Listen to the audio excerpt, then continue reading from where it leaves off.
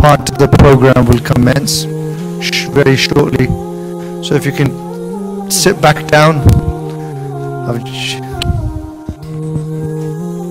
Also, I've just been informed that our Honorable Uncle Iqbal has kindly volunteered to do an Urdu translation upstairs for any brothers who are weak on English and would like to have a translation in Urdu. Then upstairs, Uncle Iqbal will be doing a joint session simultaneously. Oh, sorry. It's the obvious, isn't it? अच्छा, जो लोगों के लिए English समझना मुश्किल है, उर्दू में और ट्रांसलेशन होगी ऊपर अंकल इकबाल वो करेंगे इंशाल्लाह, तो ऊपर जा सकते हैं आप.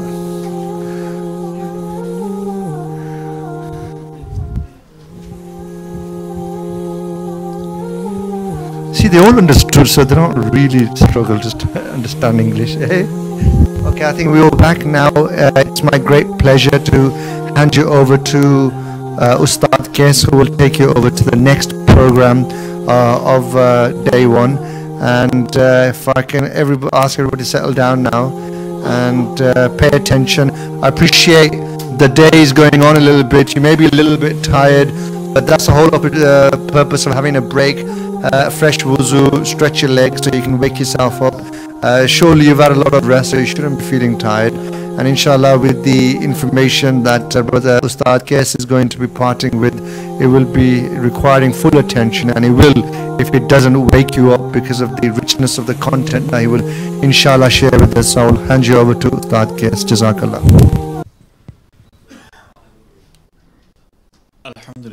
Alhamdulillah Rabbil Alameen, wassalatu wassalamu ala sayyidil anbiya'i wal mursaleen wa ala alihi wa sahbihi ajma'in, amma ba'd.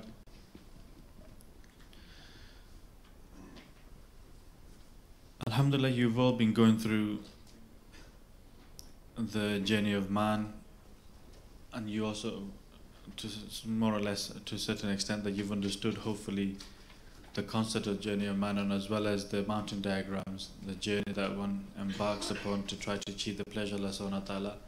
And before that, Ustad Majid actually went through the overview of the whole of hopefully what you'll be trying to achieve in this i'tiqaf. So just so that you're all awake and you're not tired, because obviously you sat here since Dhuhr, so just to freshen you up, this is a difficult session for me now because you're all tired and you're probably going to try and switch off, so I got to keep you engaged. So what I'm going to do is that rather than me talking a lot, you're going to be doing the talking, okay? So that's the only way. So now everybody's, oh, look at this, everybody's head's going down. Don't pick me now. Don't pick me. You're all panicking, sweating. Don't panic, don't sweat, just relax. We're going to try and actually make sure that you are engaged. So first and foremost is that we talked about the journey of man, that the muraqabah that you did, etc., etc. Let me just pose a question to you, is that why do you think that was important? Why is it important to know our journey? I need somebody to put your hands up. Okay, brother. MashaAllah, you got to know where you're coming from so that you know where you're going to go. That's okay, that's good. Why else is it important? You need to know the purpose of life, okay? So what I'm going to do now, so first of all, brother said that the reason why we should know the journey of man, our journey, the journey of human beings, is that you need to know where you came from, where are you now, where you came from, and where you're going to go, okay? Secondly is that so that you know your purpose in life, okay? That's very, very important questions as a person should be asking themselves all the time. For those of you who are new, is that it's fundamentally life-changing questions, these.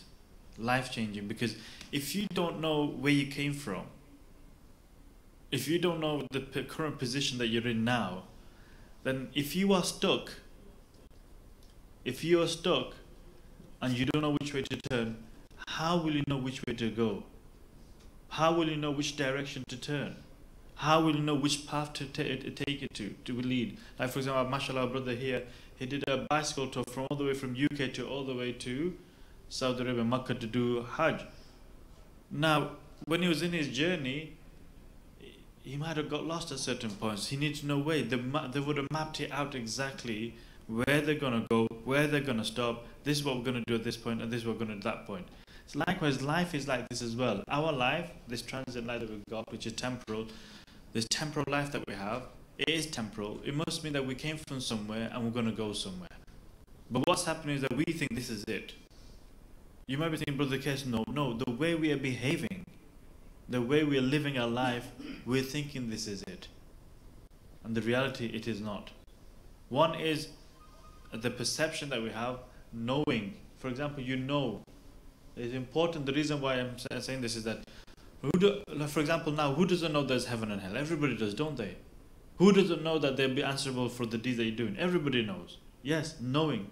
But if that knowing is not changing you, then there's something lacking.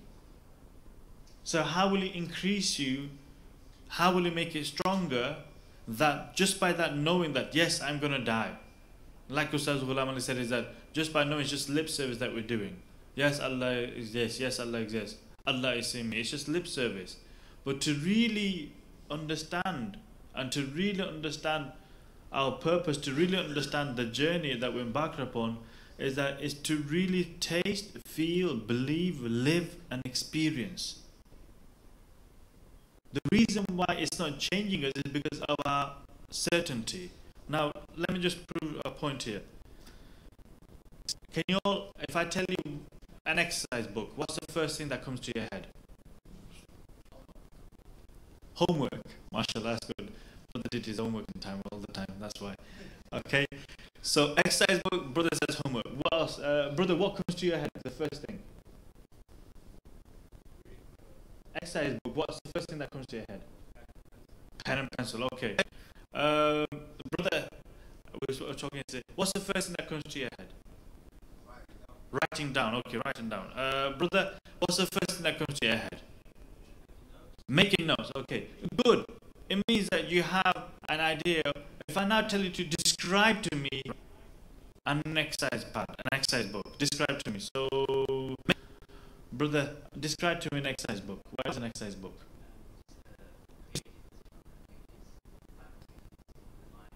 Right, so brother is saying is that it could be 200 pages or 80 pages, doesn't matter, but it's got pages, blank pages, it might have lines as well, so you can write, it might have a margin, isn't it? Now, what's happening is that we mentioned the word exercise book.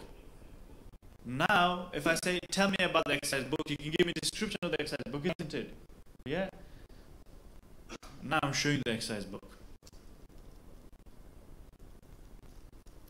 Now the description that I gave, does it match the description? Are you sure this is not a computer? Anybody? Can I not convince you this is not a computer? Brother, can I not convince you this is not a computer? Why? Why is it that I cannot convince you this is not a computer? Right? No, tell me, brother, I'm asking you, why is it I cannot convince you that this is not a computer? Why? You've seen it. No, you've not just seen it. Look, touch it. Give this to the brother. Go on. Why can I not, even if you've seen it, it could be an illusion. I could put a cover of an exercise book. Go on. Now, you've touched it now. You opened it now. You felt it now. Tell me, are you sure that is not a tab? Why? Why? But tell me, why is it an exercise book? Why is it? Why can I not convince you? So you were telling me that I cannot, no matter what, convince you, even if I was to say, I'll give you, no, don't go for the money now, okay? If I was to say, listen, I'll give you £20,000, not real, okay, just imagine, okay? And you may be the case, okay, give me the 20,000, I'll just say it, but don't. Let's go on the factual here, okay? Don't think about the money here. I'm telling you, I will give you £20,000 to convince you that this, just for you to say, listen, tell me, can I not convince you this is a tablet and not an exercise book? Would you be convinced? No. Why? You know, you have certainty that this is exercise book, isn't it? Yeah? Is when you have certainty. For example, I have the number 1. No matter what, everybody knows number 1, isn't it? Now, can I not tell you number 1 is not 1, it's actually 0? Anybody want to argue with me? Can I not convince you 1 is 0? Cannot convince you. Will you believe me if I say 1 is 0?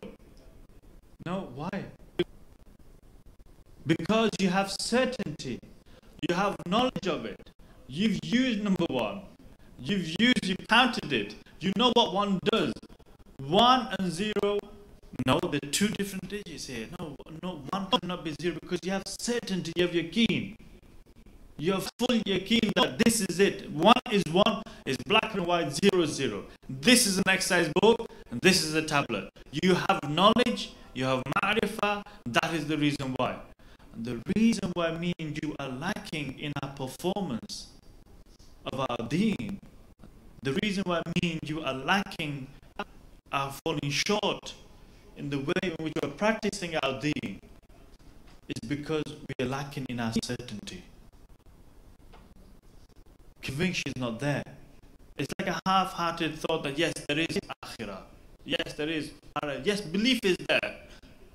But the certainty that definitely is not there. Like it's not fully there. And that is what we're trying to achieve in this retreat, in this itikaf.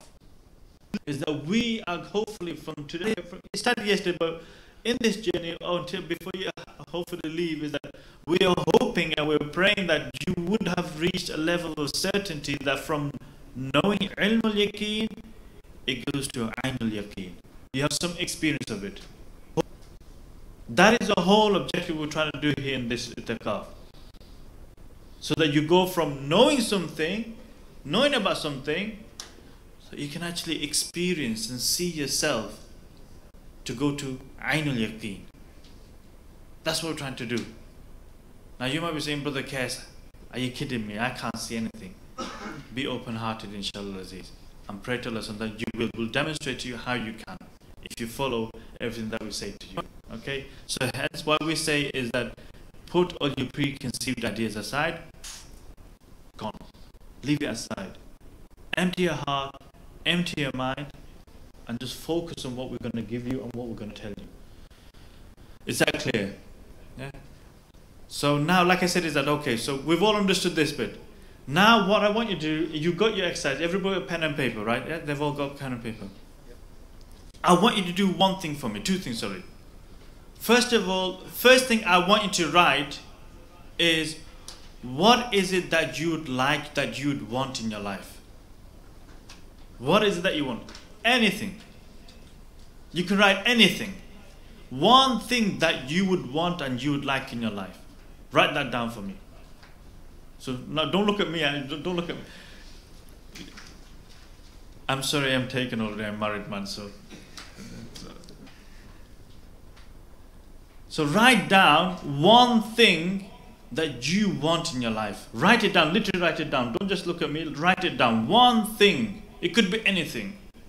Whatever. I'm giving you option. You can have anything that you want. One thing I want you to write down. Okay? Have you all done it? And those of you not writing, I will pick on you first.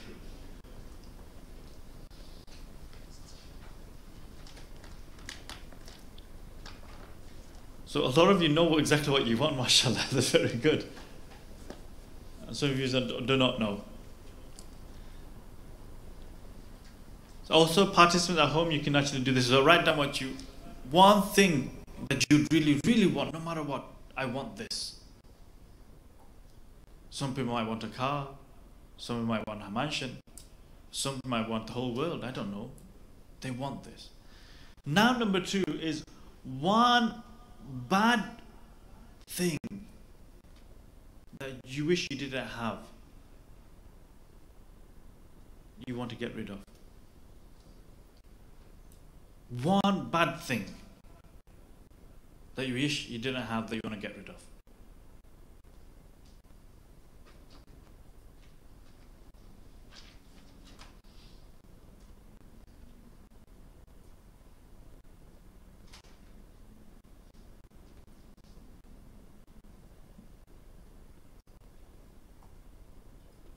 Right, have you all written down, yes? Right, the people at the back, my fellow brethren from Nelson, dear brethren, how are you? You okay? MashaAllah, how are you keeping? You see, I have to make sure you are well, my fellow brothers from Nelson. See over here, Brother Mohsin, we'll go with you first. the first thing is, what is it that you said that you'd want? No, don't look at Abid, that's Abid. So I want to know what you've written. Don't just say we're copying each other. You're sharing it, okay. You want to share? Health. My brother has said, Brother Mohsin from Nelson has said that the one thing that he wants, good thing that he wants good health. Yes? Good health. Okay. Farhan, what did you write? My fellow nephew from Oldham, what have you written, brother? That was just mumble. I don't understand Oldham lingo, so you're going to have to speak in English. So we're gonna. I know in Oldham they find it a bit difficult, but you're going to have to speak in English for me, okay? You just want to be successful. Brother Farhan wants to be successful. That's, alhamdulillah, many people, they want to be successful. Alhamdulillah, he's got the figure of being successful in the gym. So now he needs to put the other efforts in as well, mashallah, to be successful, mashallah. He's been successful in the gym, now we need to make sure he's successful in other parts as well. Okay, he wants to be successful. Okay, brother here, what is that one thing that you've written down? There you go, that's what I'm picking you properly. Go on, what thing? Okay, just one, just so many, but just one thing that you'd want.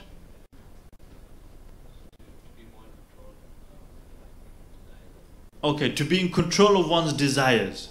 That's something that if he could have that one thing. I'm telling you that, for example, I've got this special cabinet here, imaginary cabinet here, and I can give you this. Whatever you want, I can give you. That's what I want you to say, is that whatever you're asking for now, I can give you. So what is that thing that you want? So the brother is saying is that he wants the ability to be able to control his desires.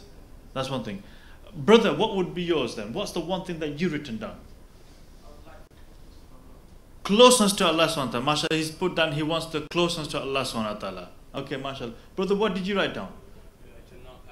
Brother wants Jannah and paradise. Brother Sarfraz, what did you put down? Sorry? Closeness of Allah subhanahu wa ta'ala. Brother behind, what did you write down? Peaceful life. A peaceful life. So, is there anybody else who's got anything different? Brother, what did you put down? Make your parents happy. Brother? Happiness of Allah subhanahu wa ta'ala. Okay. Yes? To become a hafiz, mashallah. It's all good. All good. All good. That you want this. You want this. That you put down, some of you said health, some of you said I want to be successful, some of you said you want closeness of Allah subhanahu wa ta'ala, some of you said that you want to be able to control desires, some of you are saying that you want to become a hafiz, some are saying Jannah. All khair and all good. All khair and all good. Now, closest to Allah subhanahu wa ta'ala, okay, fair enough. How many people written down just Allah subhanahu wa ta'ala? How many people written that down?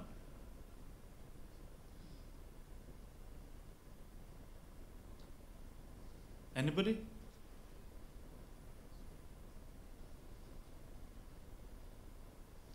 This is where we're going to try, and although close of Allah, Jannat, all these other things good, but fully it is indirectly saying that you want Allah subhanahu wa ta'ala, but really what we're saying is that the being who has created me and you unconditionally, who we weren't even there to say, Allah create me, give me life, give me existence, who is providing for me and you, who created me and you, put me in this ummah of the Prophet ﷺ, granted me and you iman, and who loves us 70 times more than our mother, such love that he has, yet still we don't say that we want him, but he says, I want you, my servants.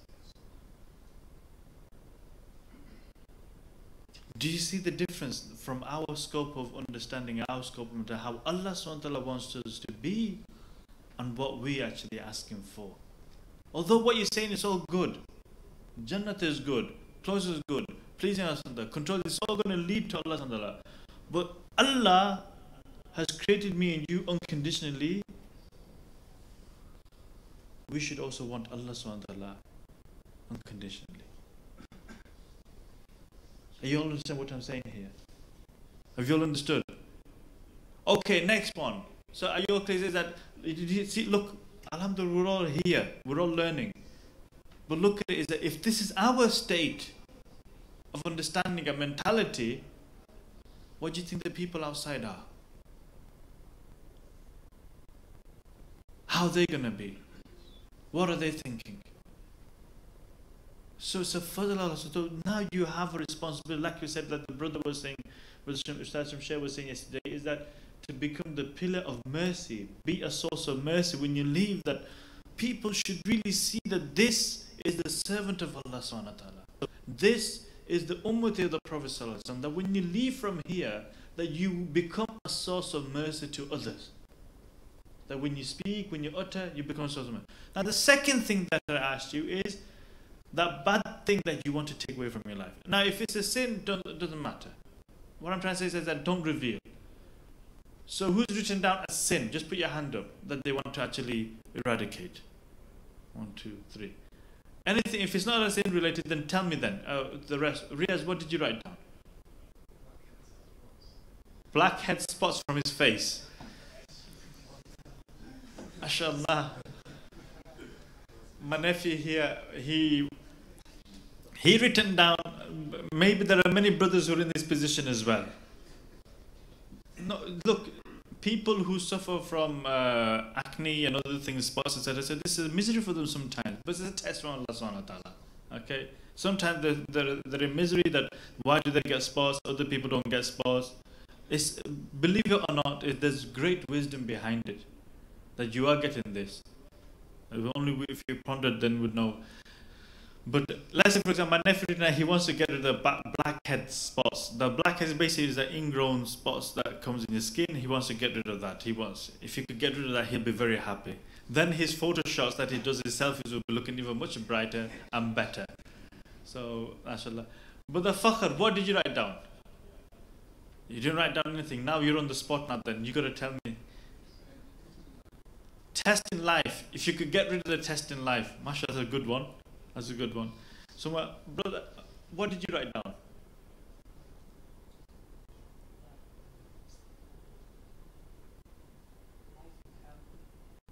You don't want life in hell. So something that he's praying that he doesn't want life in hell. Okay.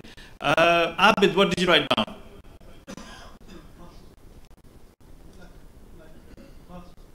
Again, you're going to have to speak in English as well, Abid. Nelson is very difficult, me understand. Although I did live there for a while, but I was sort of getting used to it. Now I've not spoken Nelson lingo, so you're going to have to speak in English. The past life. Right, the past sinful life, if you could eradicate. Actually, it's eradicated when you do tawbah. Yeah. So what happens is that, no, you can't change your mind. No, you can't. It's because the meaning of tawbah is that a person who repents sincerely, like Ustaad Ghulam Ali is mentioning about tawbah, and we you'll be hearing a bit more about that with Ustaad Abdul Rahim tomorrow, is that a person who repents sincerely to Allah subhanahu wa ta'ala, it's as if he's never sinned before.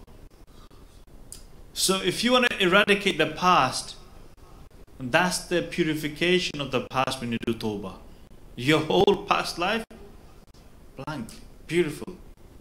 As soon as you do tawbah, Allah subhanahu wa ta'ala hold you in charge with that. Okay, and somebody else. Ustad Hakim Sahab. Okay. Brother at the back behind Brother Ibrahim.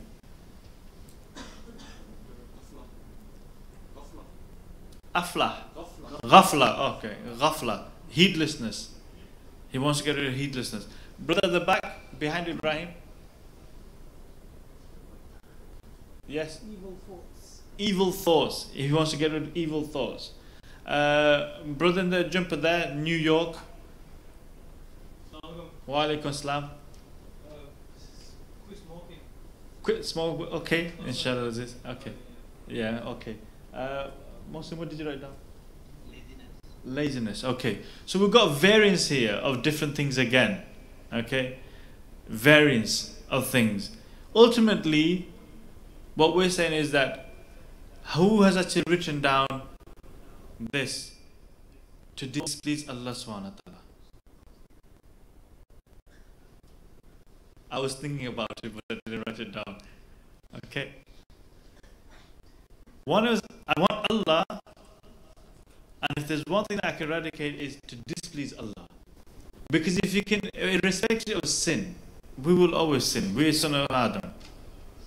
You'll never, always will be sinning, irrespective. There'll always be some major sins or minor sins, whatever we do, yes, we will sin, no matter what.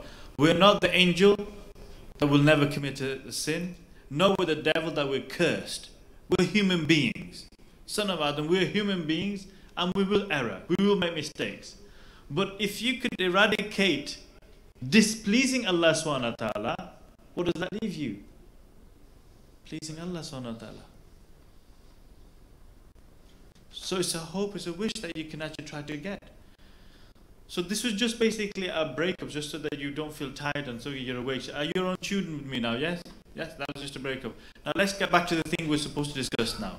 It's like you said, heard before, like one of the brothers asking about, what about the mountain and the bridge? Okay, the mountain and the bridge. Is that you're on a journey. This is the journey to Allah subhanahu wa ta'ala. You embarked on a journey and you come to an endpoint to one of the mountains, the mountain of preconditions. And one of them was Tawbah. What's the other three conditions that we talked about? Anybody?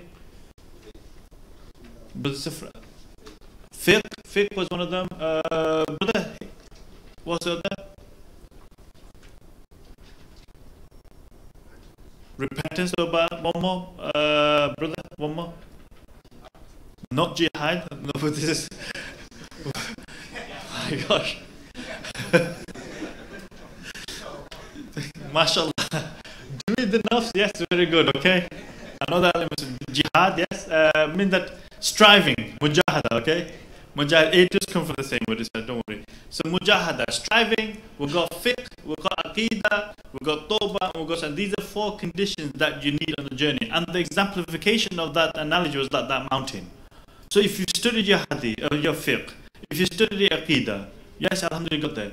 You are now also done tawbah, you've done tawbah. And now also you're trying to strive. You come to an end point. What do I do now? So what's happened is that people, the reason why for you to say that people are going to halaqah of aqidah, halaqah of, or let's say they're in a course of aqidah, a course of fiqh. And they think, that's alhamdulillah, I know how to do my prayer, I know how to, I've got my aqidah right, I'm just praying. It stops there. That's why you fall. That's why a person falls. It's not sufficient. Your whole objective of learning aqidah, fiqh, the whole objective of you doing tawbah, the whole objective that you're striving is for what? What is, my brothers? What is it? Better said, but what is it? The rida of Allah subhanahu wa ta'ala. What is it? You're all asleep. I'm not hearing you. What is it? Pleasure of Allah, rida of Allah. What is it? I'm sorry. I'm not hearing anything yet. I'm not hearing anybody say anything. You're all half asleep. I told you this is the very, very hard session, so I need you to be awake. What is it? That's better. So one more time. I've got hard hearing. What is it? MashaAllah, pleasure. This is more like it. That's it. Now you're giving me energy. Okay. So pleasure of Allah subhanahu wa ta'ala. That is our objective. That is our full claim, that we want the pleasure of Allah subhanahu wa ta'ala. Well, hey, I've come to stop still here. I've learned my fiqh, I've learned my aqidah, I'm trying to practice, but I'm not getting anywhere. I'm hollow. It's not there, things are not there, what's happening here? And that's when a person then falls and slides down the mountain and goes back to the old ways again. So in order to help him, he can see another mountain there. He's come to the top of the mountain. He's on this journey that he wants the rida of Allah. He sees another mountain that he wants to get to, but he doesn't know how to get to it. And that's the mountain of objectives. Giving preference to Allah and His commands, giving preference to the Prophet ﷺ and His Sunnah, compassion upon the creation, and being in the presence of Allah in the full 24 hours. He wants to get to there. He wants that. He knows that I've attained this knowledge. I've actually got this knowledge. I'm trying. I've done tawbah. Now I want to get there. I want to achieve that. I want to be able to, for all my life, give preference to Allah subhanahu wa ta'ala, to everything and everyone else. I want to give preference to the Prophet sallallahu alaihi wasallam. I want to be a person who's compassionate on the creation. And also, I want to do all of this whilst being the presence of Allah subhanahu wa ta'ala. But I know I haven't got this. The reality is I haven't got it. How do I get it? So, what is the concept of a bridge? Brother, what's the concept of a bridge? What does a bridge do? Exactly. Is that I'm now at the point of mountain preconditions. I've got my preconditions. I've got my knowledge. I've got the wisdom. I want to be and attain the objectives. I'm going to erect a bridge now. There you go. Erect the bridge. That's the bridge of purification. And that is what we're going to be discussing. Okay? Are you all clear on that?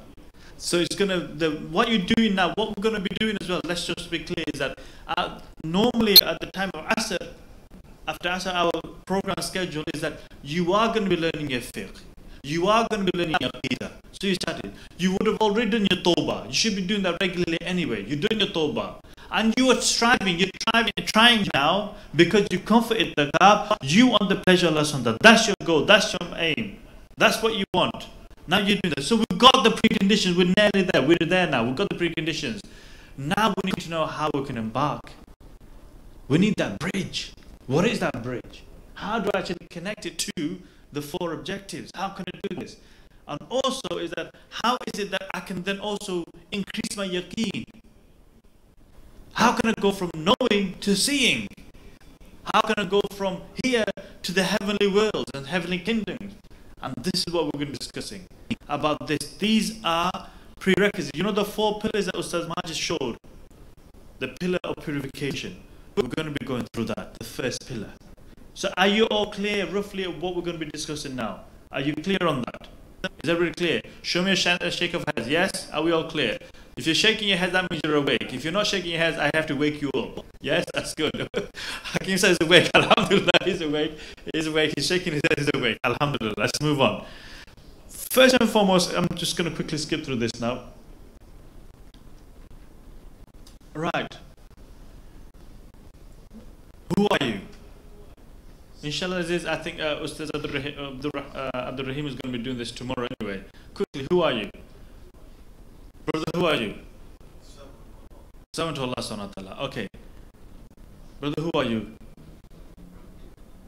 You are the property of Allah. Okay. Brother, who are you? Hasib, mashallah. Is it Hasib or Hasib Asghar? Okay, mashallah. Brother, who are you? Everything, this is such a tricky question here. I don't know what to give. You're all panicking, okay? Do I give my name? Do I say where I'm from? What do I say? I don't know, okay? Everyone's in agitation here. So, brother, who are you? He is the spirit that was created by Allah subhanahu wa ta'ala, okay? Sasa balasani. Who are you? He doesn't know, he's just... Afna khair. No? Okay. Brother, who are you? Worship Allah subhanahu wa ta'ala. Okay. Let's choose somebody who have not chosen yet. Behind Uncle Maqsood, who's that?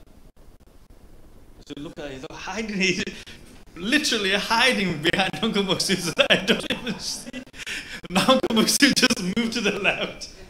Well, also, what Uncle Maqsood did was that also to make sure that he's not chosen. Definitely not me.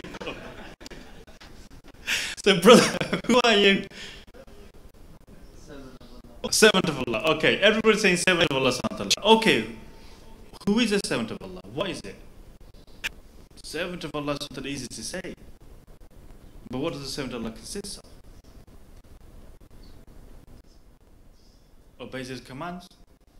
Worships Allah, obeys His command. Okay. But servant of Allah here is the title that we're the servant of Allah. That's our identity. Okay. But it is not telling me who I am really, because we're all servant of Allah. That's not made me unique, has it? Has it? If you all say you're Muslim, well, he's a Muslim as well. If you're a servant of Allah, I'm a servant of Allah as well. It's not made you unique. So who exactly am I? And who exactly are you? So brother there who sat next to Ustad Sajid, Who are you, brother? Follow the Prophet. We're all hopefully that as well. We're all trying to be the follow the Prophet sallallahu alaihi wasallam. We're in his ummah. Technically, we're all followers of the Prophet sallallahu alaihi wasallam as well. Brother, who are you? First time probably we're thinking this. First time. Because we always thought that the person I look in the mirror, that's me. That's not you. So who are you, brother? Follow the Quran? Yeah, we're all saying that as Muslims, we also try to follow the Quran. Follow the Prophet, we're all trying to say that with this. Servant of Allah, we're all saying that with this. But it's not unique, it's not me. That I'll leave you till tomorrow. Inshallah, you'll know who you are tomorrow. Ustad Abdul Rahim will actually tell you who you are. Unless you're really, really eager to know now, then I can tell you now, but it'll give it away. So you can wait till tomorrow, okay? So you've gone through the journey of man, we've got to skip to that. This is what we want to do. The spiritual ascension, enlightenment, this is what you're trying to achieve in this retreat, in this ittaqaf. That's how you can actually go to Ainul Yaqeen and Haqqul Yaqeen and so on. So how we can do this and how we can achieve this is that to use, again, we always go back to whoever said to follow the Prophet ﷺ, it is exactly this. Is that in the life of the Prophet ﷺ, for us to actually achieve this Ainul Yaqeen, Haqqul Yaqeen and others, is that we can use the life of the Prophet as an example, as a model. Now he has two dimensional facets that we can follow. Here is that one is his physical aspect, where outwardly through his seerah we can see how he taught us how to achieve the pleasure of Allah subhanahu wa ta'ala. His physical life, the seerah mubarak of the Prophet, like it bears physical attributes and traits. So that's why, for example, outwardly we can follow the sunnah, we can grow a beard, wear an amama, attire of the Prophet, sunnah libas, we can talk, we can converse, walk like the Prophet, talk like the Prophet, eat like the Prophet. These are outward state, outwardly, that we can actually do to try and achieve the prophetic perfection.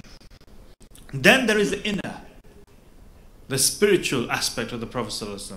And this spiritual aspect of how to achieve the pleasure of Allah and how to go is through the aspect of Mi'raj, the night of ascension. When he went to the Mount of Mi'raj, he's shown us that this is the spiritual ascension that you can achieve, which should go side by side with what you're doing in your outward life as well. So as you're following the sunnah of the Prophet ﷺ, that you're trying to achieve the pleasure of Allah, the Mi'raj is an example for us to achieve ascension, where we can come to experience and live and taste the fruits of paradise, the fruits of Jannah, the fruits of the heavenly kingdom, the fruits of the nearness of prophets and messengers, of being in the presence of prophets and messengers. That is what you can do, and that is what we're going to try and teach you how to do in these next days that's coming up. But in order to do that, we went through the 4 preconditions. These are minor conditions that you have to be aware of. That's why essential that we're doing. We keep on saying this again and again, so that you can understand is that if you want to take off, imagine you're a plane, you want to take off, you will not be able to fly if you don't have wings and the engine, and you will not be able to do anything if you don't have the wheels. Okay, that is important. So that's why belief, aqidah, fiqh, tawbah, mujahada are so important. Let me just tell you about aqidah. You're all good at numbers. You're all falling asleep as well, so I need to wake you up again. Let me just tell you about aqidah. Okay, give me a 6-digit number that begins with 1. Brother, give me a 6-digit number beginning with 1. 1,000,000, okay. 1 0 0 0 0 0 6 zeros, okay? 1 with 6 zeros at the end. That's 1,000,000, isn't it? Okay, if I take 5 zeros out, what do we have? Let's see who's good at maths. If we take 5 zeros out, what do we have? 10. Who's 100,000? This is your business matter, right? Yes. I'd be worried. Yes, okay. So 5 zeros out, it'll be 10. Okay, add another 3 zeros, what will it become? 10,000, isn't it? So what we're saying is that depending on the zeros, the value of 1 increases, doesn't it? So if I have just 1, and if I put 0 next to it, it becomes 10. or it becomes 1,000, or it becomes 10,000, or it becomes 1 million, or it can be trillion. The value of one increases with the number of numbers that comes after it, isn't it? But imagine we have 1 million. Let's say, for example, 1 million. We've got 6 zeros, 1 and 6 zeros. But what I do is that I change that 1 to a 0. What does that become? 0. Isn't it? But I've got all these other zeros here. What are you telling me? I've got all this, I've got so many zeros. Why doesn't that have any value now? Why doesn't it have any value? Brother, why doesn't it have any value? Can I convince you it has any value? I know I'm convincing you. By the way, where is my pad? You're not going to keep it. Does it have any value? No. Why? 0 at the start. This is why we're making sure that you learn your aqidah, is because if you fundamentally have wrong aqidah, those other zeros that you're doing are your amals, are your deeds that you're doing. It will become null and void if your aqidah is not actually sahih, according to Ahlul Sunnah wal Jama'ah. That is why we say that, brothers, yes, this is why in our timetables what we've got scheduled is that you're going to sit in the dars of aqidah, in the halaqah of aqidah, in the halaqah of fiqh, tajweed recitation. Attend that. It's for our benefit, so that we can actually fly towards Allah Subhanahu's pleasure. Okay. Next part, the bridge. You know that bridge we're talking about? How we can have these openings, how we can actually go and enter into the spiritual realm, is the purification of the essential organs of the body. Okay? Purification of essential organs of the body. Namely, what are they? The tongue, the eyes, the ears, the feet, the hands, the stomach, and the private part. Okay. For this, because you're all getting tired, I need 7 people to stand up. And it's 7 volunteers. 7? Okay, 1, 2, 3. Okay. Come, brothers. And I need you to come here. 7 people, that's it. Okay. Try and form like a circle in a circular form and hold each other's hands. Okay. How many have got? We need 1 more. Come on, brothers. Where's the brotherly love? Come on. Brother Kadir, come on. Who's come? I don't come.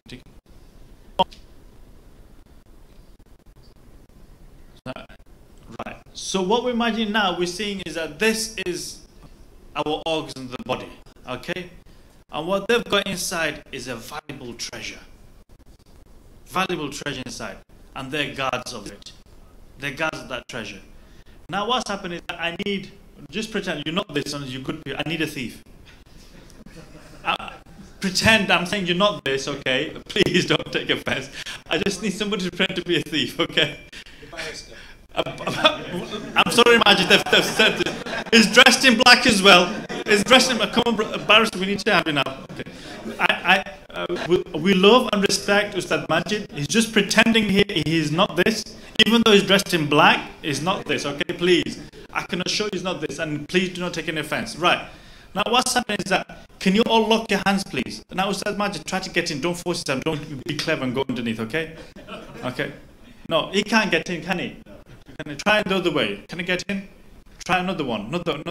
Try another person. Try the other one. Okay. Okay, right. Now, I need Uncle Ramzan. Now, what happened is that now you guys, you stand there like, okay. One of you, if you all drop your hands now, drop your hands. Okay. Now, Ustad Majid, try and get in. Who's got in? Who's got in? Hasn't he got in? No obstruction whatsoever. So now, Brother Majid, take what you're going to take. No, don't take them, but yeah. No, but look what he's done. He's taken one of the organs. He chose one of the organs because he can take whatever he wants to take. So he's selected an organ, he's taken that. So what's happened now? Okay, you can all sit down now. Thank you, Jazakallah khair. Have you all understood here? The concept of this is that, listen, we've got 7 organs in the body. If they are purified, they will guard the heart. What does the heart contain? Love, nearness, qurb of Allah subhanahu wa ta'ala. good thoughts, khiyalats, all these other things, all the goodness that you possess, your iman, the most important thing, is there. And what happens is that as a thief represents the shaitan, and nafs is that what they're doing is that they're entering through these organs in the body and they steal whatever they want to steal because the guard is down, because our organs are weak. They're weak. They're feeble. They can't even protect you. So the guard is down. So what happens is that even though you can see the thief, you can't even put your hands up to say stop. You can't even do it because they're coming in and they're stealing whatever they steal.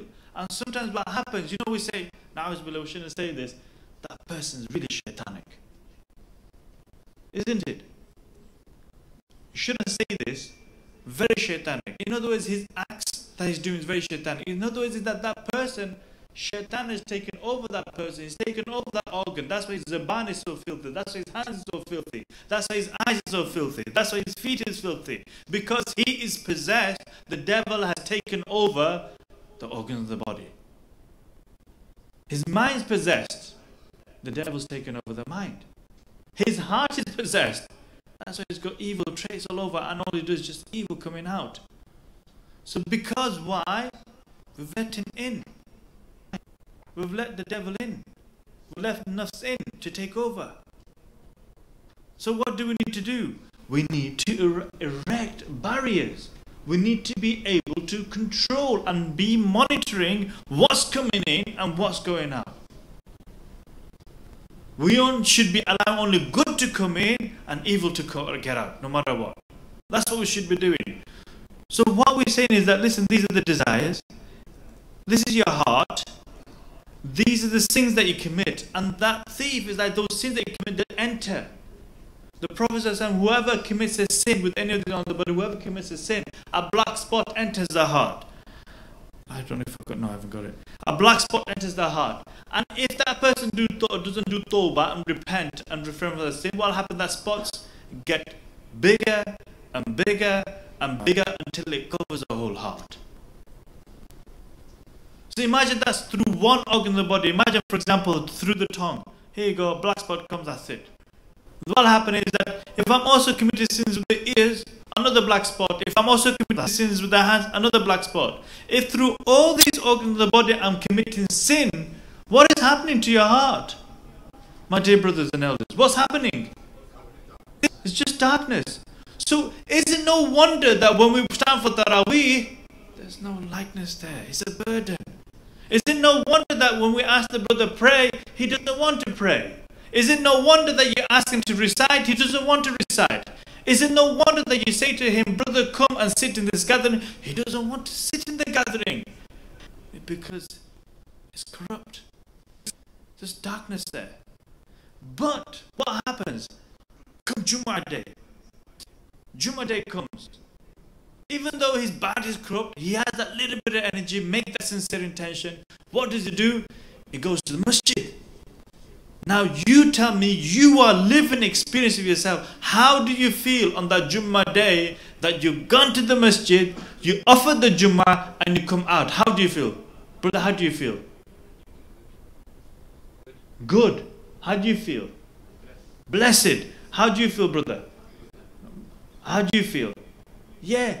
And if you, for example, you recite the Quran, like in Ramadan, you open the Quran. You've never opened the Quran the whole year, but Ramadan comes, but Alhamdulillah, you open the Quran, you recite the Quran. How do you feel? Brother, how do you feel when you recite the Quran? Happy, bliss, tranquility, peace. All these things you're feeling is because what's happening is that through that ibadah, some cleansing is happening. Your heart's been cleansed. But it doesn't last long. Because within a minute or an hour after you've done the ibadah, you're committing the same sins again. It doesn't last. It goes away. So what we have to do is erect that barrier. Like we had the brothers holding hands, we've got to erect that barrier. And how we do that is this. This is where you're going to start today, by the way. You're going to do this today. You're going to do tawbah and you're going to start this. You're going to start the tongue. First organ is that what you're going to do is that you're going to try not to use this tongue. And now you're in itikaf, it should be easy for you. converse in a good way, in mild manner, not swearing, not slandering, nothing whatsoever. Tick, tick, tick all the way through. So imagine this, instead of 30 days, now for 10 days you're going to be doing in the itikaf. What you're going to do, you're going to start your tongue. You're going to learn, what you're going to do is that these are the rules. You're going to try to refrain from all of this, and when you do that, tick. And do the next day, tick. The next day, tick. The next day, tick. Let's say, for example, on the 6th day, 6th itikaf, we did something wrong with the tongue. Put a cross, do tawbah, start again. Is that clear? You start again. This is you embarking on that bridge and you're taking those steps towards the other side of the mountain to get to the mountain. This is you walking and you're getting closer to the mountain. That's what you're doing. Before, if you just leave it as this, but let me just tell you, let me be very perfectly clear. Many brothers that come for these itikaf retreats is that they're taking the theory, they're not taking the practice. Is that you hear this, yes brother, yes, I want it. Then when it comes to the unveiling, I'm not seeing anything. Or I'm not touching anything. It's because you've not started. The preconditions are there, you've not even done that yet. So here is the tongue. You're going to start it today. You're going to do tawbah and start whatever wrong usage that you've done with the tongue. If there's anybody that you violated, do tawbah, seek the forgiveness, and you start the tongue. And you take it across every day from now on. The other thing is that you do this with not the tongue, that you do this now for generally that you do with the hands, that you do with the private parts, stomach, and so on and so on. You do this throughout. Next stage, the next part of the bridge is the purification of the mind. You know, one person said is that he had bad thoughts. He wants to eradicate evil thoughts. This is the stage then. For that person, we'll say that, listen, this is what you need to do. If you want to eradicate evil thoughts, then you need to actually do this, purification of the mind. What happens is that, imagine this is the mind. Shaitan has his army which is called whispers. He sends a whisper. He really can't force you. Many people think, oh, Shaitan made me do this. Okay, the Shaitan's locked up. Now who's making you do this? In Ramadan, we hear that Shaitan is locked up. The major Shaitans are locked up. Now who's making you do these bad things? Now why are you slandering? Now why are you doing riba? Now why are you fighting? Now why are you swearing? Now why are you defrauding? Who are you going to blame now? Really, you shouldn't be blaming anyone apart from our own self. So what happens? Shaitan sends a whisper. Look, there's a whisper. Comes into our mind. If you don't choose, as the moment your land of the mind is invaded, as soon as it enters into the mind, if you do not now choose the right option, you can either be going towards that sin, or you can actually save yourself from sin. Let me give you an example.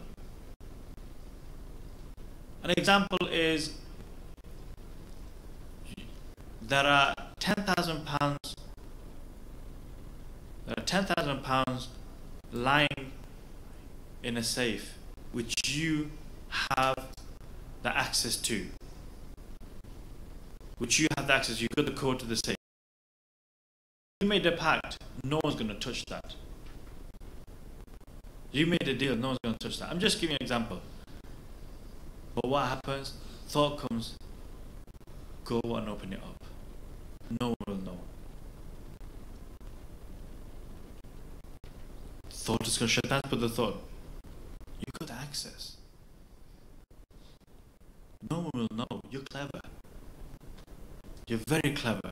If you do it so delicately and plan it in such a way, then what will happen is that no one will even detect that you did it and they put the blame on somebody else.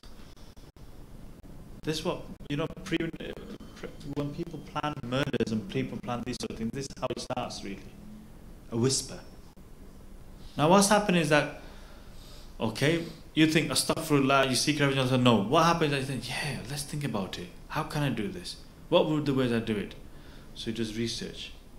Okay, how can I do it? He may get fingerprints of the person.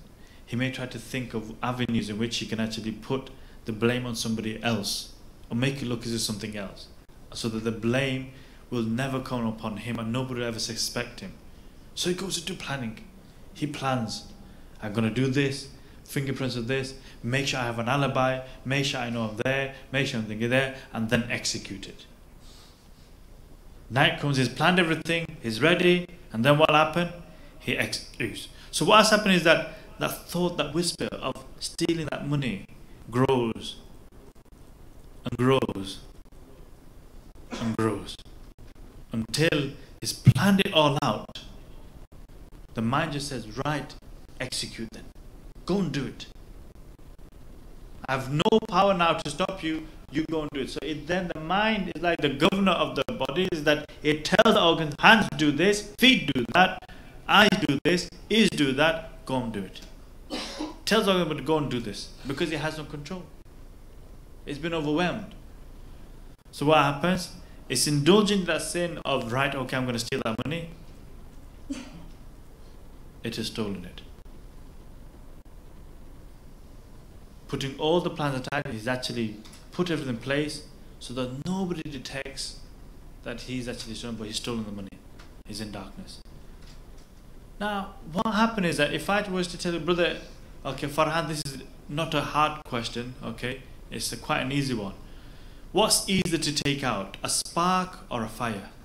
Difficult, I know, but it's not that difficult. Come on, you're from Oldham, you can do it. Spark, good lad, mashallah. Spark. Spark is easier to take out than a flame. If you have a flame, very difficult. Engulfed, it's very hard. When you got a spark, you can put your, with your thumb and fingers, that's it, you can put it out, isn't it? And that is what the whispers are. When Shaitan plants that whispers in our head, it's like a spark. Crush it. There and then. Don't let it entertain it. What we're doing is that when we entertain it and we indulge in it, we get deep in that thought, gets more and more, eventually the mind says, listen, I want that. Go and do it. Steal the money. Go for the girl. Go and punch him. Go and arrest somebody's life. Go and kill that person. That's what the mind does. So how is it that we can actually safeguard ourselves in the mind stage? Is that first we'll seek refuge in Allah subhanahu wa ta'ala and using the willpower, but then to divert your mind towards something else. So for example, thought of, for example, those people addicted to drugs, the urge will come, I need to have, like for example, cigarette. Person who's addicted to cigarette, the urge comes, I need to have a cigarette, Okay? What you can do is divert your mind towards something else, more pleasurable. That urge is whisper, is for shaitan, you need a cigarette. Divert and keep the mind busy, instead think, I need a cucumber. Divert it. It's the power of diversion. Just divert your mind so it doesn't think. If it's not thinking, it won't do. Are you understanding? If you're not thinking about it, you're not going to do it. So divert your mind to something else. That's why I said yesterday, which I was saying is that about itikaf, about remembrance, is that if your mind is hollow or it's empty, and if you don't fill that up with remembrance of Allah, then shaitan will always fill it up with his thoughts and his whispers. So imagine I've got a vessel here, empty vessel here, and it's empty. If I don't fill this up with Allah's remembrance, this vessel, imagine this vessel here, this jug here is there. If I don't pour the remembrance of Allah in, all the time, in here now, there are shaitanic whispers just going around. He will automatically pull that in. And his mother of shaitan is what? The nafs. The nafs will then, put more in there. Come on, let's put some more in there. And contaminate even more.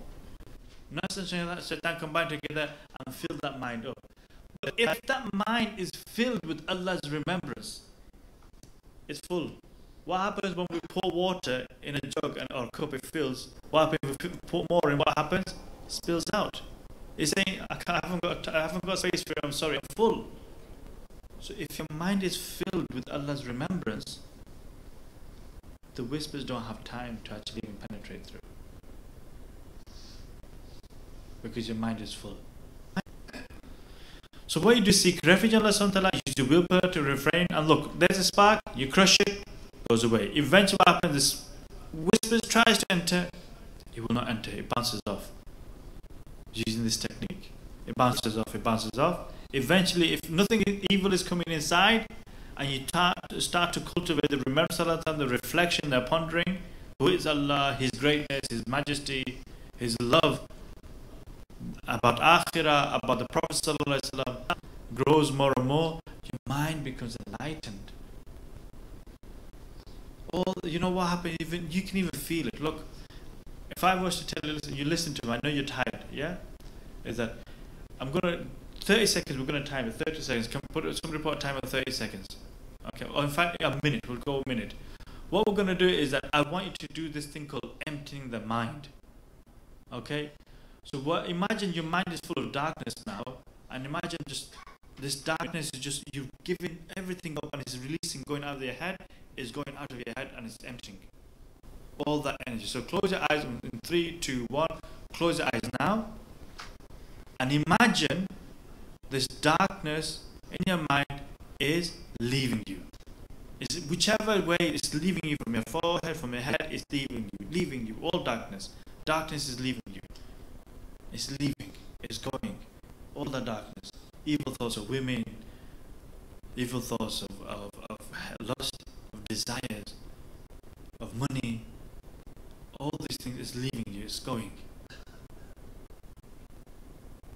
Now, as it's leaving, imagine light is entering from the name of Allah subhanahu wa ta'ala.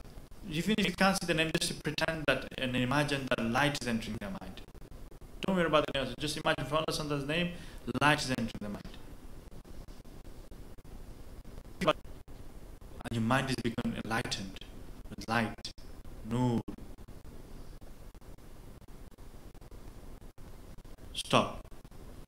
Open your eyes. Right. Brother, how do you feel? Right. Brother, how do you feel? Okay. Brother, how do you feel? Enlightened. Okay, brother, how do you feel? Calm. You see, that's just like a 30 seconds or 1 minute of just pretending to eradicate. This is how light your mind feels. What we're doing, we're carrying that baggage of darkness and evil every single day, every moment in our minds and hearts. It's there. It's like imagine if I put a brace here on my head and there's tons of darkness. Can I even lift my head? Imagine I put a belt here, strapped on my forehead, and I got little weights, which is dying loud. And these weights are like the darkness, the bad thoughts, the evil thoughts that I have. I can't even lift my head. That's what we're doing every day. Carrying these evil thoughts, evil assumptions, suspicious mind, thinking bad of others, and so on and so on. That's what we're doing. We're putting evil baggages on our hearts and minds, and it's carrying us down. What we want to do is cut them, release them, release the darkness, cut it out. And that's what you're going to do in the second stage of purification. Is that eradicating evil thoughts, sinful thoughts, and then enlighten the mind. Enlighten the mind with the communion and connection with Allah subhanahu wa ta'ala and His remembrance. That is what we've got to do. That's when the mind becomes at peace and at ease, like some people are saying, calm, it feels better. These are a reflection of what can happen to you. That's after just 1 minute. What do you think will happen after 10 minutes? Or an hour? Or a week? A month? And years? Then you also get a sheet like this where you can fill through stage 1. There are different levels of the mind as well. That's what you do as well. Then there is the next stage. We've gone from body, now we're going from mind, now we're going to the heart. What's happening is that we want to cultivate those good traits of the heart, like sincerity, humbleness, shukr, sabr. We want to cultivate that so that the evil traits actually eradicate. This is what's happening to our hearts at this moment in time. We want to be having seats like this in an aeroplane, luxury first class seating. What's happening? This is how the state of our heart is. because of these evil traits that we've got. Jealousy, self-likeness, arrogance, love of dunya, pride, and so on. Flaming seas. You don't want to sit there. You wouldn't want to sit there. So, the other thing you're going to be doing today is you're going to learn how to start sincerity, ikhlas. You're going to do this today, not tomorrow, today. Level 1 of sincerity. Why is that? In every major good deeds, for example, the 5 daily prayers that you're going to do, Taraweeh, dhikr that you do, is that you're going to do this for what? You're going to make the intention that I am doing this for the pleasure of Allah, and so that I may attain salvation from the hellfire and reward in akhirah. What's the intention? That I'm doing this for the pleasure of Allah, and so that I can attain salvation from the hellfire and reward in akhirah. To make it simpler, pleasure Allah subhanahu wa ta'ala, so that I attain reward in akhirah. That's what you're going to do. What's the intention you're going to make? Brothers?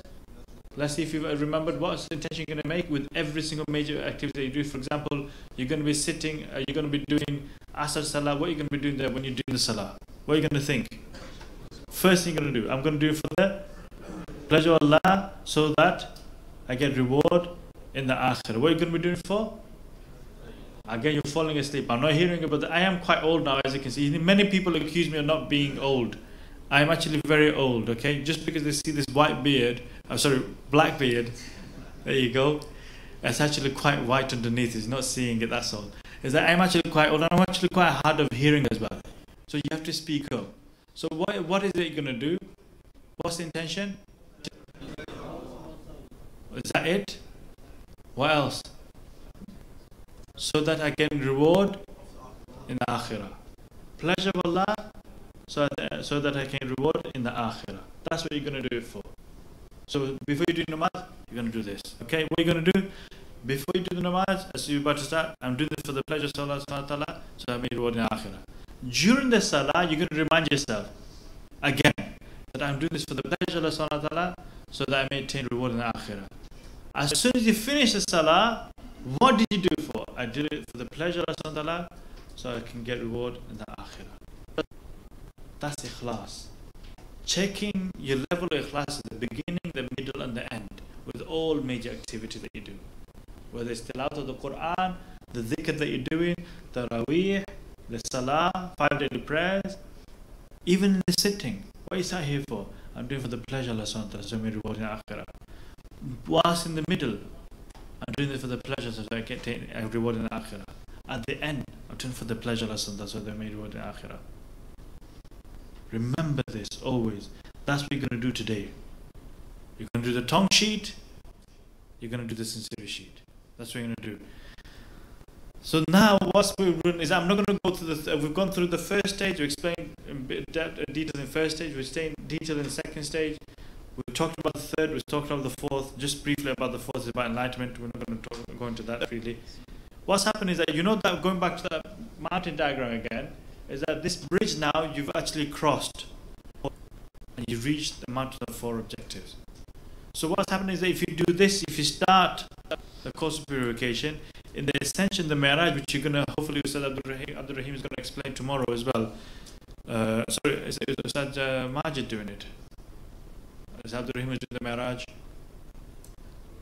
Yeah. So they'll actually go through the Mi'raj and explain to you about the conditions. These are the preconditions that we minor conditions that we talked about. We just discussed as well. What you're going to be doing today is these 5 amals. Not just today, but all throughout the itikaf that you're going to be doing. 5 things I want to do. Is that you're going to learn. I don't know if I can zoom into this, but no, I can't. Can you all see that clearly? Okay. So you're going to do your tongue sheet. You're going to do your sincerity sheet. And you're going to do your prayer sheet. Okay. Obviously, you learn that in the fiqh, you learn the after that's for the prayer. Are we doing the Miraj prayer here, or are we doing the Maraqabah? No, I'm saying the prayer sheet. Are they going to be doing the spiritual prayer, or that thinking that Allah is with me, is watching me, is then to do my recitation? This one. Yeah. So whether we're going to be in the spiritual level of prayer, so in the salah, when you're going to be going to salah, from now on, I'm not talking about tomorrow's salah, I'm not talking about when you leave itikaf, today, salat asr, get ready. Is that, say for example, look, I'm going to stand, I'm going to, so Riaz, come here, stand here. Okay, so it's just that standard, just as if you're going to, oh no, don't face them, face this way. So imagine this Riaz, now you're about to pray.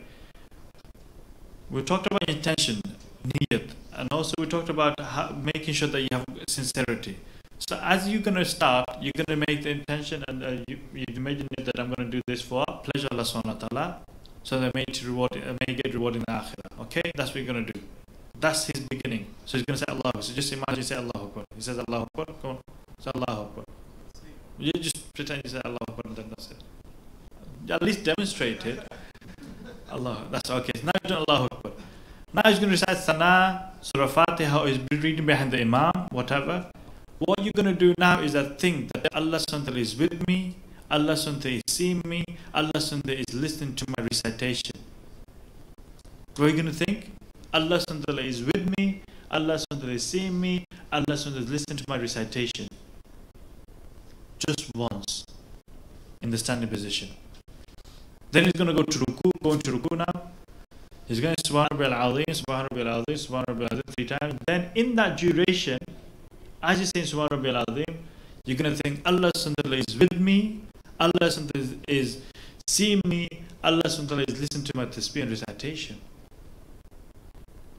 Once, just once, that's what you're going to do, just once. In that point, in ruku, stand up again, you're going to qiyam, Sami'a Allahu liman hamida, Rabbana lakal hamd. Now, before you go to stage, you're going to think, Allah SWT is with me, Allah SWT is seeing me, Allah SWT is listening to my recitation and prayer. Now he's going to go to sajda, Now again he's going to do Subhana Rabbiyal A'la, Subhana Rabbiyal A'la, Subhana Rabbiyal A'la. As he's saying that, he's going to think that Allah SWT is what? Seeing me, Allah SWT is with me, Allah SWT is listening to my recitation and praise. Now he's going to go into Jalsa position, Allahu Akbar, Rabbul Firli, Rabbul Firli. Now he's going to say, Allah SWT is going to think Allah SWT is with me, Allah SWT is listening to my recitation, Allah SWT is seeing me. Go back to Sajda again, Allah SWT is with me, Allah SWT is seeing me, Allah SWT is listening to my recitation. Now stand up again, all the way through. So in every, I can sit down, Jazakallah, thank you, beautifully demonstrated by Badriyaz here. Right, that's what you're going to do with the spiritual level of prayer. If you've done high levels, you do that high level. But if you've never done this before, look, what you're doing now, you're forcing yourself to think of Allah subhanahu wa ta'ala at least once in every single posture. Whether you know the meaning or not doesn't matter. You're going to do this. And then what I want you to do, I want you to give the Ustads, the Asatizahs, your feedback. Every day you're going to give feedback. How was your sincerity? How was the salah? How did you do your dhikr? How did you find your tongue? Was there any issues of difficulty? You need to give feedback every day on these 5 matters. Your sincerity, your prayer, your tongue, and then what you're going to be doing, you're going to be doing this La ilaha dhikr. You're going to be doing the La ilaha dhikr for 5 minutes. What you're going to do, you're going to imagine that there's just evil. Nafs is residing in the stomach, and what happened? All evil desires is residing in the stomach. What you'll do then is that imagine that when you say La, Lam is no in Arabic, is that imagine that you're pulling this evil out from your stomach all the way up to what? To your head. Imagine that you're pulling all this evil from your stomach to the head, and you're going to say Ilaha. The moment you say Ilaha, the moment you say Ilaha, imagine that you're giving all of this up, this evil of women, of lust, of desires, of money and wealth and so on. You're giving it up for Allah subhanahu wa ta'ala sake. It's leaving you. So you take all the evil out from yourself, from the stomach. Imagine when you say La, you can take it all the way to the top. All evil is leaving you from the head, from the head. You say Ilaha. Then imagine the name of Allah subhanahu wa ta'ala, just like this name of Allah subhanahu wa ta'ala is above you, and there's a light that comes from the name of Allah is going to strike the heart with illallah. Strike the heart with illallah.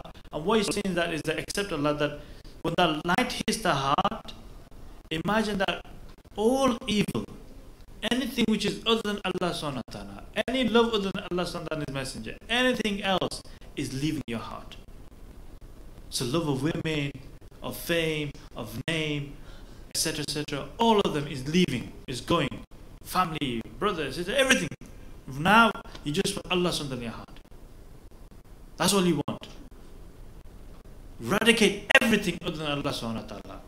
So the light from the name of Allah subhanahu wa ta'ala hit in the heart, eradicate everything other than Allah subhanahu wa ta'ala, and then reflect that light, because you need that power of the light to break that nafs again, the desires of the nafs. So you reflect that light back into, like a mirror, you reflect it back into the stomach, so that that darkness there gets a little bit weaker. You pull that darkness up again. La ilaha illallah. Have you understood how to do it? So I explain it again. Have everybody understood? So imagine there's darkness in your stomach. You're going to pull that darkness. You're going to say La. Imagine the darkness now leaving your head. Ilaha, you're going to say, imagine now the name of Allah above your head, and the light is going to strike the heart. The moment you say illallah, light and the name of Allah that strike in the heart, you're going to say illallah. All evil, anything other than Allah that leaves the heart, and you're going to reflect this like a mirror, reflect it back onto the stomach, and start the process again. So you're going to say La ilaha illallah. Okay, La ilaha illallah. That is what you're going to be thinking. Is that clearer on everybody? You're going to do this for 5 minutes every day. This is your medication now. For those of you saying, I want to control myself, I want to control my desires, I want Jannah, I want the, what we're giving you now is the medication. Here, take this pill. Do this for the next 10 days or so. Do this, and every day tell us what is happening, how you're experiencing, what is happening. You let us know. Okay? Try it and let us know what is happening. Be in that thought process, do that. And the last thing that I want you to do is the meditation, the muraqabah, the name of Allah subhanahu wa ta'ala. I do sincerely apologize, you can't read everything there. Have we got a slide in this? That muraqabah? Did we? What is it? Muraqabah dua? No, that's a Photoshop.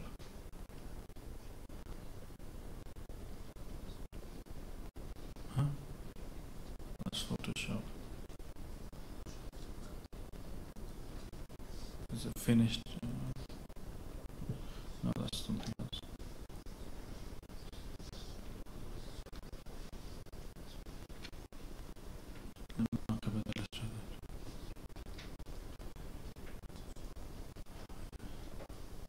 Ustad Sajid is basically, inshallah, the muraqabah, hopefully we're going to go after Asr, isn't it? Yes? Sorry, I do apologize. This is where I had a brain freeze there. I was thinking something was not clicking then. I need to find my presentation. Where was it? There we go. This muraqabah, hopefully, Asr Salah, after Asr Salah, we're going to go through how to do this muraqabah dua, this meditation. And you're going to do this for 5 minutes every day. Okay? You're going to do this 5 minutes every day. Basically, it's about thinking about 7 needs, 7 wants, 7 sins, 7 guidances that you want in your life. And then concentrate in the name of Allah subhanahu wa ta'ala, pleading to Allah subhanahu wa ta'ala in this meditation. You're going to be told in more detail, inshallah, after Asr. So what you're going to do every day, after you finish your halaqah, inshallah, I think the Asatiz have said, is that after you finish your halaqah, 5 minutes you're going to do your dhikr, 5 minutes you're going to do a muraqabah dua. Is that clear? As you throughout the day, you're going to be checking your sincerity, you're going to be checking on your tongue, and you're going to check it in your prayer. I want to see all of you go into your Ustads and update them regularly how you're getting along. Even if it's you're having tear conversation, I've had this, how you experience it, that's it. Just do it like this if need be. Okay? Just update. Update them, how you're progressing, and then inshallah we can then progress and see how you're getting along. So what I've done now is that I've hopefully and made you understand of the preconditions. I've talked about the pillar, the first pillar, in which you can start to have the unveiling. We've more talked about that.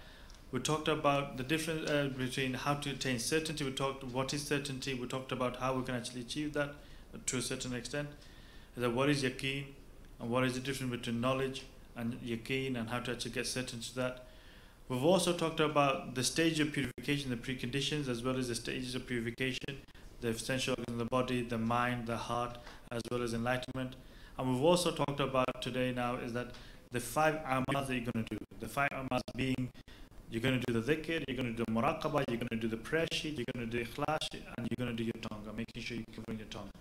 These 5 things you can take with you even after you leave itikaf. You practice this when you go home as well, and that will help you. It's like a general cure that you can do and utilize to actually maintain when you go. But for now, and at least in itikaf, we want you to practice this every day without a miss. Whether you can, if you can do it, I'm suggesting that you do it after the halaqas of aqidah and fiqh and tajweed. After that session, then you'll have about 10, 15 to 20 minutes spare. Do it then. If not, then do it at least once in 24 hours and let us know how you're progressing. And that is pivotal, it's vital that you do. Okay, you let us know. Is that clear on everybody? Yes? So I'm going to try and make an effort then. Okay? Remember who we want. We want Allah subhanahu wa ta'ala, I want His pleasure. Let's be sincere and let's be focused. And let's have a strong resolve. And let's make this really strong determination now. That listen, I'm not just here to waste time. I'm not just here to actually listen. I'm here to do. And I want to do. And I want Allah subhanahu wa ta'ala. Show it in this performance of these amals. Okay? Jazakumullah khair wa jazaa. Subhanahu wa ta'ala. Ashhadu an la ilaha illa If there is any question I can ask you to discuss, you may do so. And then inshallah you're going to have a nice, pleasurable break where you can actually rest and take rest. Any questions? Any questions relating to the topic? Brother Tanim.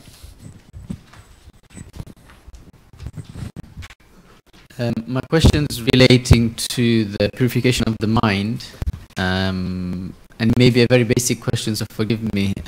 When the thought comes, what role does the nafs play? So from the moment the thought comes to the person acting on this thought, does the nafs play any part in this? The way to understand that when the thought comes, it's like a pill or a pull. It's like, imagine that you're asleep. Just so you understand, imagine you're asleep. And then what happens is that somebody comes and wakes you up. Now, you want to watch, let's say, the Champions League. You want to watch the Champions League, but you're so tired, you can't be bothered. You're too tired. But you really do want to, but you can't be bothered. So you said, listen, I'm just going to slow, I can't be bothered. But your friend comes, come, wake up, it's here, wake up. You go, no, you open your eyes. You see your friend there, he's woken you up, and then you can see the TV. Then you won't go and watch the game, because you're seeing it. As soon, because you've been enticed towards seeing the TV and you can see the game, they say, oh, forget the titles, let's just watch it. So what happens is that the nafs, how it plays is that shaitan sends his invitation. Hey, do you want to try this? And the nafs says, what? Hey, that looks quite good. Yeah, no, yeah. Oh, yeah, okay, let's do it. That's how it happens. So the thoughts, when the evil thoughts comes, it's just an invitation. It is the nafs that gets activated and gets urged. This urge comes because it was enticed. It's enticed. It's that little bit of reminder. It's just given it. That's why we say sometimes is that if there's previous, and sometimes it's that unless, but you're going to be trained now, is that, and Sayyidina al-Qadir Jilani rahmahullah said, actually I won't say that because it's going to confuse you, so I better not say that.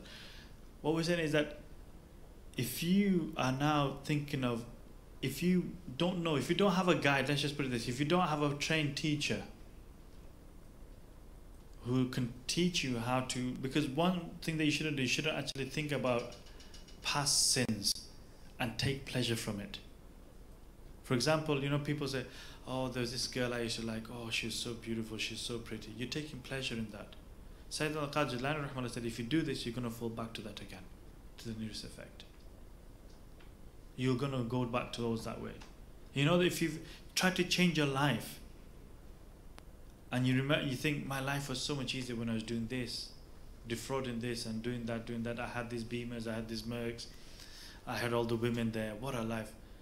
And you take pleasure from that, the danger will be, because what's happening is that you reawaken the nafs into seeing and tasting those pleasures. And when you do that, it fights back and says, I want that as well. So hence why the role that the thoughts have is that it gives like a trigger point, a trigger, an activation for the nafs to awake, for the nafs to see. That's when you have to fight that urge. Okay?